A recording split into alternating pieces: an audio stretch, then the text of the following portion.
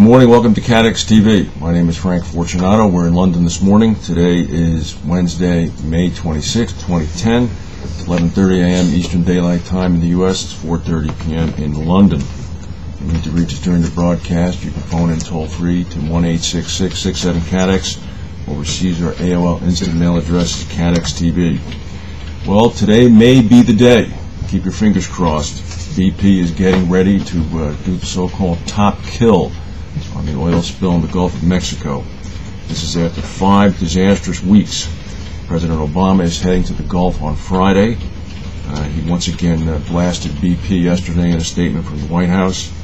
BP says that the so-called top kill, in which they're going to pump wet cement into the leaking oil well a mile below the surface, has never been tried before at that depth. They estimate its chances of up to 60 to 70%. Capitol Hill lawmakers continue to squabble with each other about possibly passing a bill that would raise the liability limit up to $10 billion. Meanwhile, BP has some other problems. BP has a difficulty with the Alaska oil pipeline. BP has now had a spill on the Trans-Alaska pipeline. This was yesterday afternoon. Spilled several thousand barrels of crude oil into backup containers. No apparent pollution, but it drastically cut down supply of the main pipeline. The spill was located at a place called Pump Station 9, about 100 miles south of Fairbanks, so that's relatively well south, as far away from the North Slope. The pipeline is owned by Alaska, which is a consortium of 5 oil companies. Major owners are BP, ConocoPhillips, ExxonMobil, Unocal, and Koch hold minor shares. The pipeline actually normally ships about 700,000 barrels of oil daily. And finally, actually, there's 2 more stories on the BP spill. Here in London, Richard Ward, the chairman of Lloyd's, announced yesterday that the Lloyd's share of the Deepwater Horizon explosion could be between $300 million U.S. and $600 million U.S.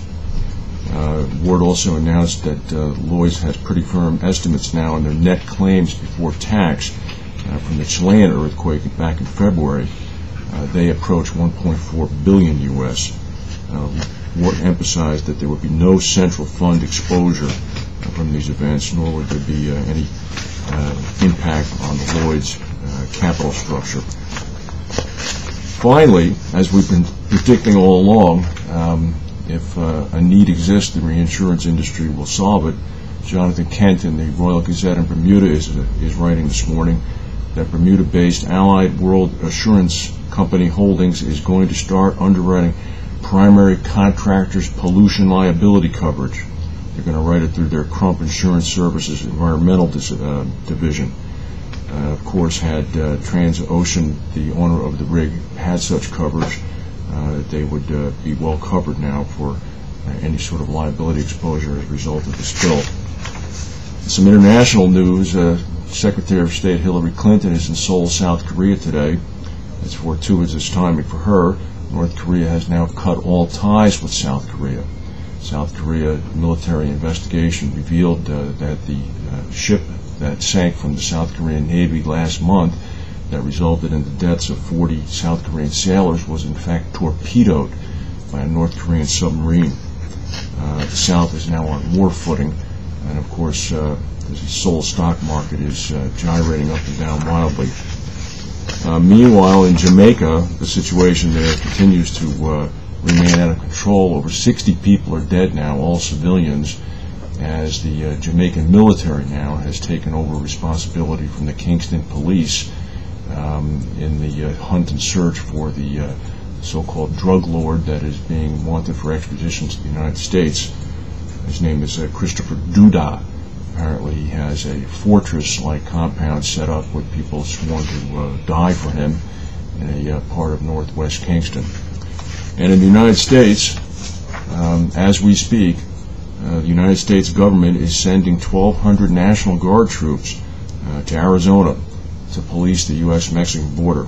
President Obama made this announcement yesterday, and he also announced that $500 million more will be made available for border protection and law enforcement authorities along the Arizona-Mexico border. Of course, Arizona has recently been most in the news for the fact that they've announced a fairly tough anti-immigration law, which requires people to carry papers that have to be produced if challenged by the police at any time.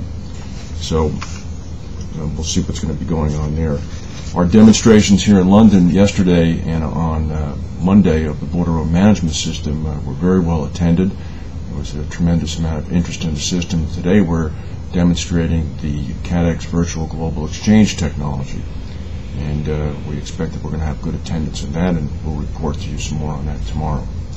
If you have any interest in watching the broadcast, please tune in at any time. We'll be archiving it as usual.